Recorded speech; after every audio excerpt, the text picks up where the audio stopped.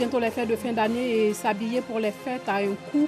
Les chaussures, les sacs, des accessoires que les commerçants ont déjà en boutique pour les amoureux de la mode. Vous aurez un aperçu de ce qui se trouve dans les commerces à l'approche des fêtes de fin d'année, sans oublier leur prix. Et puis rassurés par le recul de la mobilisation des Gilets jaunes, c'est en France, l'exécutif engage une course contre la montre pour appliquer les mesures sociales d'Emmanuel Macron qui va réunir demain à l'Élysée des ministres et des assureurs privés.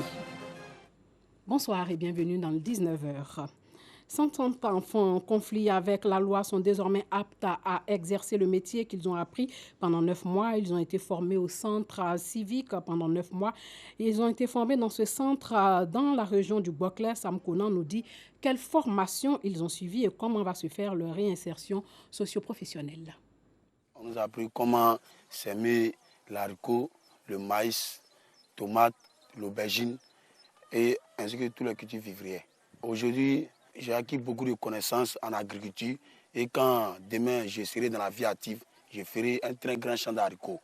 Il y a d'autres comme moi qui ont eu des mêmes problèmes mais ils n'ont pas eu la chance d'être ici. Quant à moi, je suis ici, j'ai su comment faire quelque chose. Ça dit si je sors d'ici, je peux me défendre toute seule sans que quelqu'un me vienne en aide avec le métier que j'ai appris. Donc sincèrement, je remercie le centre. Nous ne regrettons pas nos passages ici parce que nous avons bénéficié d'une formation et aujourd'hui nous sommes des citoyens nouveaux. En tout cas, à la sortie d'ici, moi je compte faire l'élevage parce qu'il a été formé ici au centre pour ça. Avant le 28 avril 2018, date de l'ouverture du deuxième centre civique d'action pour le développement à Guédikpo dans la région du Boclès, ces jeunes n'avaient aucun repère. Ils étaient livrés à eux-mêmes dans la rue.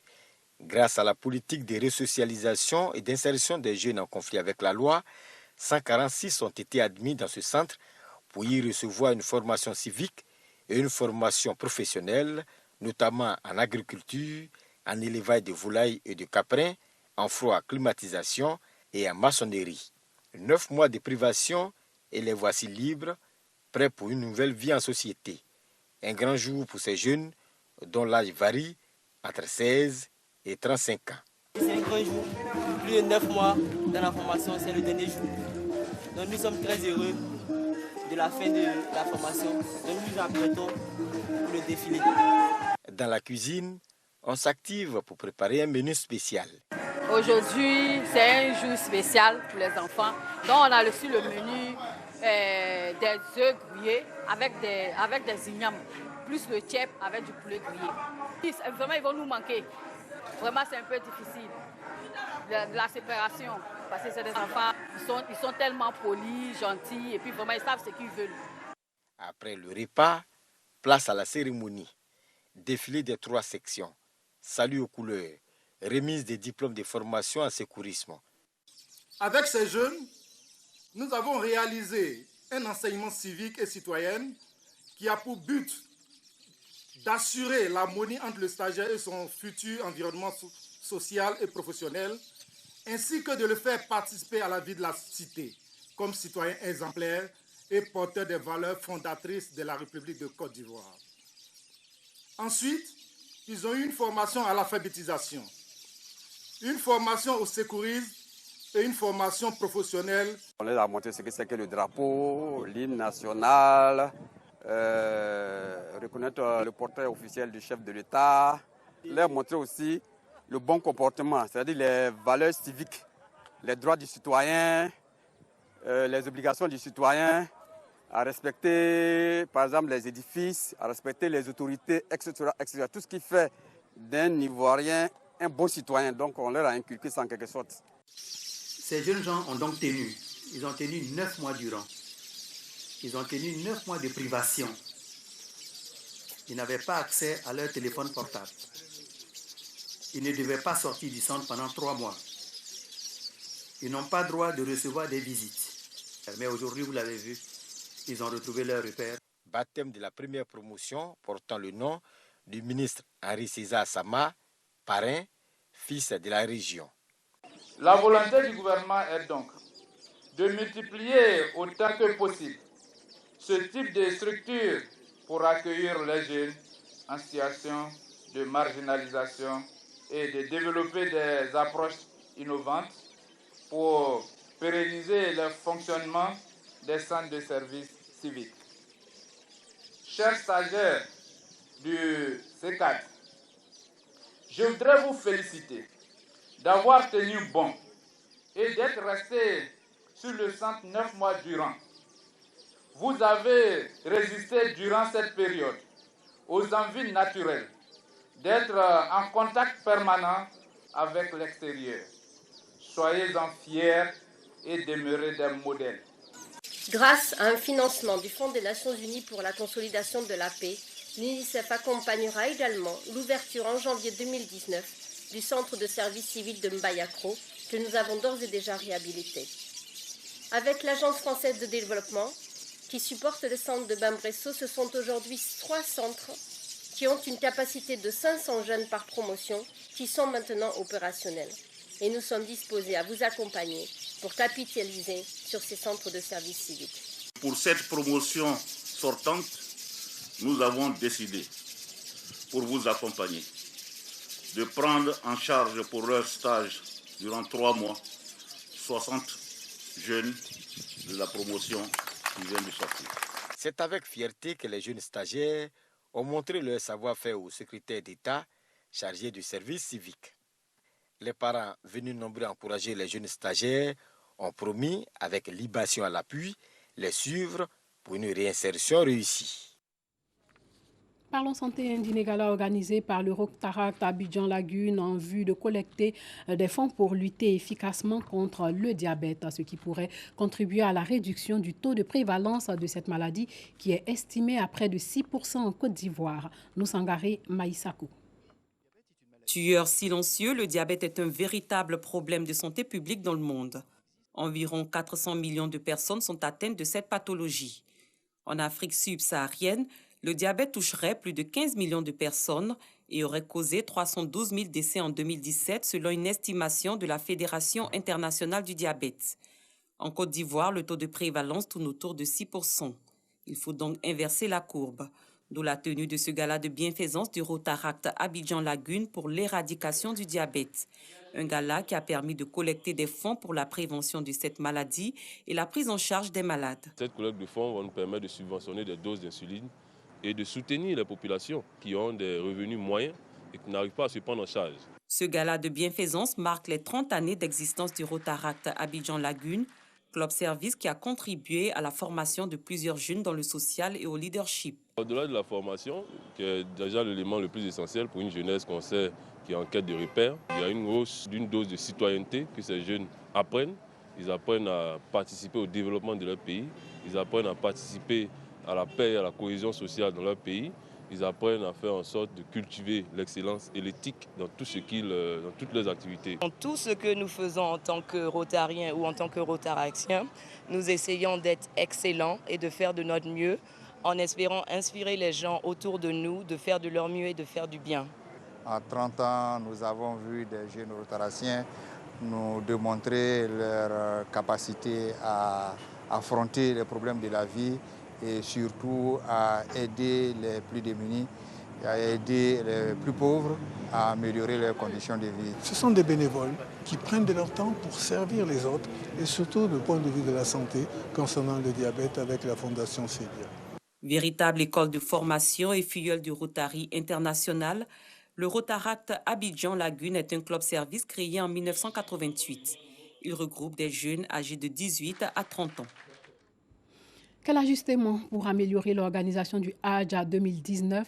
La question était sur la table lors du séminaire bilan du Hajj à 2018 organisé par la Direction générale des cultes et du commissariat du Hajj. Parga Sorokone nous dit ce que la direction compte faire pour que les futurs pèlerins soient dans de meilleures conditions pour accomplir le 5e pilier de l'islam. En 2018, ce sont 6 800 pèlerins, dont 5 000 du contingent étatique et 1 800 du privé, qui ont accompli le pèlerinage à la Mecque, 5e pilier de l'islam. Pèlerinage qui, selon la Direction générale des cultes et le commissariat du Hajj, a été marqué par la satisfaction des pèlerins et des autorités saoudiennes. Ainsi, l'ensemble des acteurs impliqués dans l'organisation du Hajj entendent améliorer les éditions à venir. Un séminaire bilan autour du thème « Quel ajustement pour l'amélioration de l'organisation du Hadj en 2019 » est donc initié. Objectif, établir le bilan de l'organisation du Hadj 2018 en vue d'apporter des solutions aux insuffisances constatées. C'est un impératif pour nous de nous retrouver chaque année pour voir les imperfections et parfois même innover pour toujours le bonheur de nos pèlerins. Il y a toujours possibilité de faire mieux. Et comme le ministre de l'Intérieur lui-même nous le dit, chaque année, il faut qu'on apporte un plus à l'organisation du Hadj. Ce séminaire bilan a bénéficié du soutien de l'ambassade de Côte d'Ivoire en Arabie Saoudite, du consulat général de Côte d'Ivoire à Djeddah, du Conseil supérieur des imams en Côte d'Ivoire COSIM, des opérateurs privés du Hadj, des structures d'assistance aéroportuaire et du ministère de l'Intérieur et de la Sécurité. Bien que les autorités saoudiennes, ces derniers temps, marquent leur satisfaction à la mission du Hadj de Côte d'Ivoire, il importe de vrai à toujours mériter ce satisfecit. Ainsi, chaque séminariste, acteur du Hadj, est invité à un devoir de responsabilité et d'intelligence afin que les services offerts à nos compatriotes en quête de spiritualité et de rédemption soient les meilleurs. Au cours de ce séminaire, plusieurs sous-thèmes ont été développés. Quelle stratégie pour la réalisation en ligne de tout le processus des opérations d'inscription et de traitement des dossiers des candidats au Hadj? La problématique de l'optimisation des performances opérationnelles de l'organisation du Hadj. Opérateur privé du Hadj face au défi de la professionnalisation du secteur. Garantie de sécurité et de fiabilité des titres d'identité dans le processus de traitement administratif des dossiers du candidat au Hadj, le cas du passeport. Les fêtes, c'est l'occasion de se mettre sur son 31 et puis à quelques jours des fêtes de fin d'année, clients et commerçants ont un même centre d'intérêt. Vêtements, chaussures et autres accessoires de mode des commerces bien achalandés attendent les clients qui ne se font pas prier, surtout lorsque les prix sont accessibles. Les magasins sont-ils bien achalandés?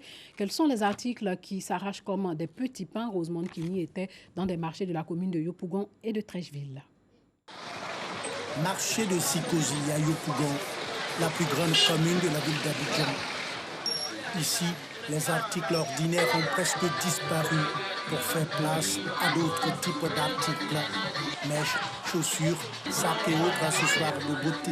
Pour les fêtes de fin d'année, Camara Mamadou réserve à ses clients des mèches de qualité. Cette année, comme les Ivoiriens exigent beaucoup la qualité maintenant, c'est les mèches de qualité maintenant, les naturels, les tissages avec closure. Bon, les bonnes mèches, les tissages humains, bon, les fêtes, c'est ce que les femmes aiment. Devant le magasin de Mamadou se trouvent des tresseuses. Chaque fin du mois, elles lui remettent une somme d'argent pour la location de l'espace qu'elles occupent. Ces filles font toutes sortes de coiffures, mais leur spécialité, ce sont les perruques, plus demandées pendant les fêtes. On fait beaucoup les perruques parce qu'actuellement, c'est les perruques qui sortent beaucoup. Perruque qui sort beaucoup, on ne tresse plus trop. Il y a une perruque maintenant, donc on ne tresse pas trop, on fait perruque seulement. C'est comme ça aussi, ça sort. La compétition féroce sur le marché des perruques a fait baisser leur prix. Toutes les perruques sont à 7 000 derniers prix. Maintenant, quand la cliente vient, on est obligé de dire 10 000 à débattre. Si tu dis 7 000 carrément comme ça, là, elle va dire qu'il faut débattre. Les perruques sont discrètes et très simples à utiliser. Je préfère les perruques parce qu'avec les perruques, je suis plus tranquille. Bon, ça me fait gagner du temps. Voilà. Ça me fait plus économiser. Puis bon. Près du magasin de Mamadou se trouve celui d'Anthony. Jeune Ghanéen, vendeur de chaussures et de sacs depuis 2015, Anthony n'attend plus que la clientèle.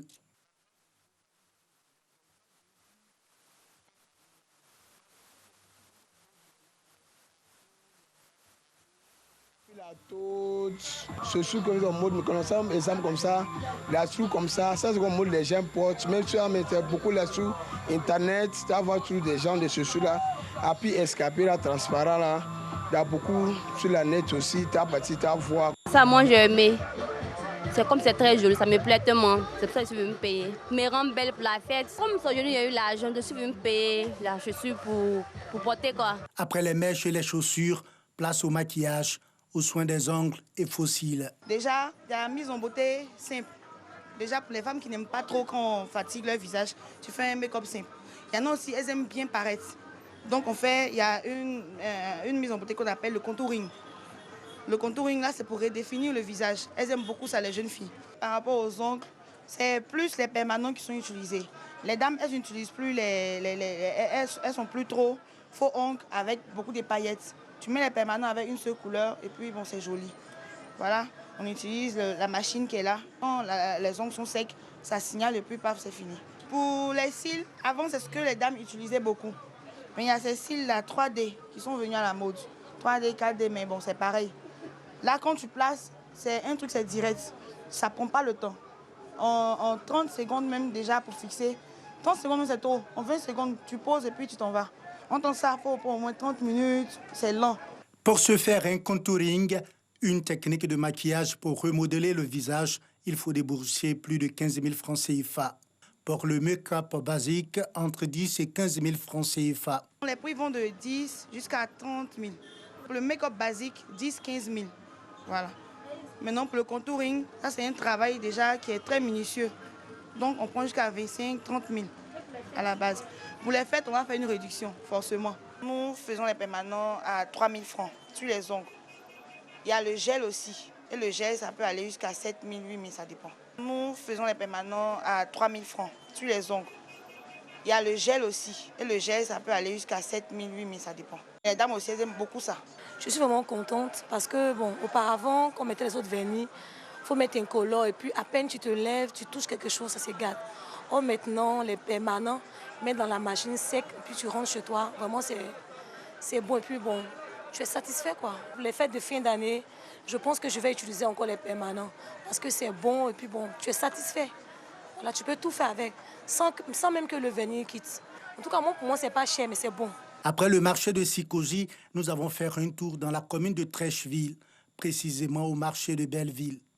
Marie-Gisèle Pagne, aide-soignante, est venue acheter une robe pour les fêtes de fin d'année. Après plusieurs essayages, elle a enfin fait son choix. Comme c'est bientôt les fêtes, je suis venue m'acheter une robe et j'ai trouvé une robe à mon goût. Vraiment, je suis très heureuse. La fête sera très belle. La soirée, vraiment, nous allons beaucoup nous amuser. Les fêtes de fin d'année s'annoncent colorées.